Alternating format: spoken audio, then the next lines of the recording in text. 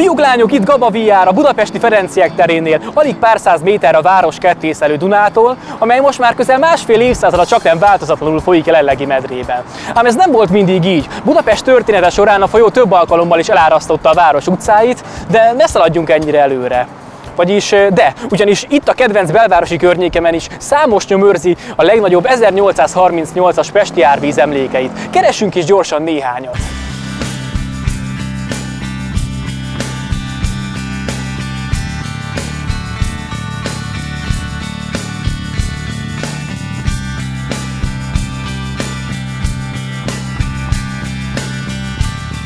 Ahol a Károlyi utca térrész szélesedik, itt áll velem szemben az ELTE jogi karának épülete. Körben pedig több kávézó és étterem is. Ám most nem kávézgatni álltam itt meg, a tér túlsó sarkánál ugyanis egy izgalmas nyomra bukkanhatunk.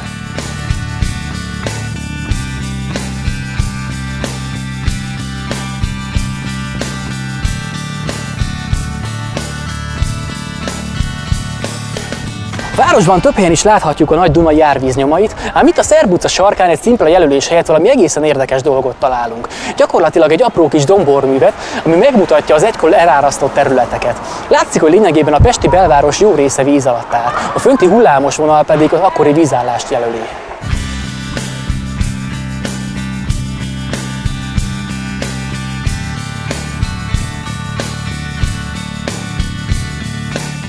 A kis utcák házainak falán gyakran találkozhatunk egyszerűbb emléktáblákkal. De nem csak itt, hanem a nagyobb utakon is végighömpölygött a folyó, helyenként 2 méternél nagyobb vízmélységgel.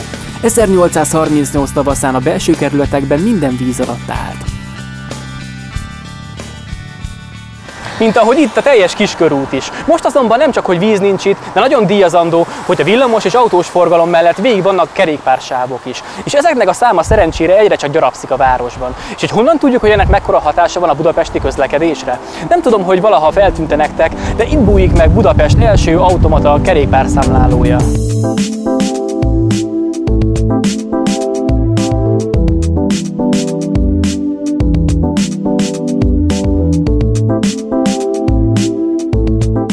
De itt az ideje egy kis nyereményjátéknak, ugyanis a videó lájkolói között a kezemben látható bankjegy kerül kisorsolásra.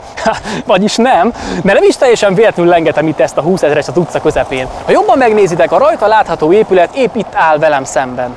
Bizony, közel 40 évig a Bródy Sándor utca 8 alatt álló képviselőházban ülésezett az országgyűlés, még mielőtt felépült volna a mostani országház a Dunaparton.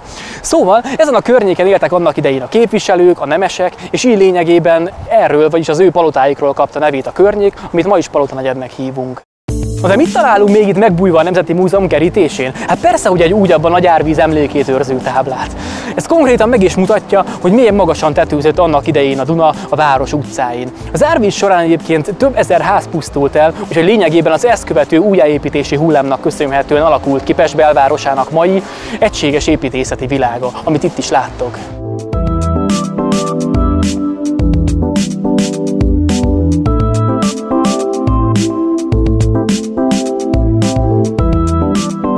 És ha már itt vagyok, kicsit beszélhetnék a Nemzeti Múzeumról is, de az igazság, hogy tavaly már készítettem egy 5 részes városnéző sorozatot a BKK számára, ahol az idevágó sztoriaim javarészt elhangzanak. Úgyhogy ha gondoljátok, csekkoljátok le azt a pár epizódot is, de előtte ne feledkezzetek el feliratkozni erre a csatornámra se, ahol továbbra is sok kulisszatitok, eseménybeszámoló, városnéző és egyéb tartalom is vár rátok, az eddigiekhez hasonlóan 360 fokban, 360 fokos videóblog címszó alatt. Gaba VR-t láttátok, hallottátok, hamarosan ismét találkozunk.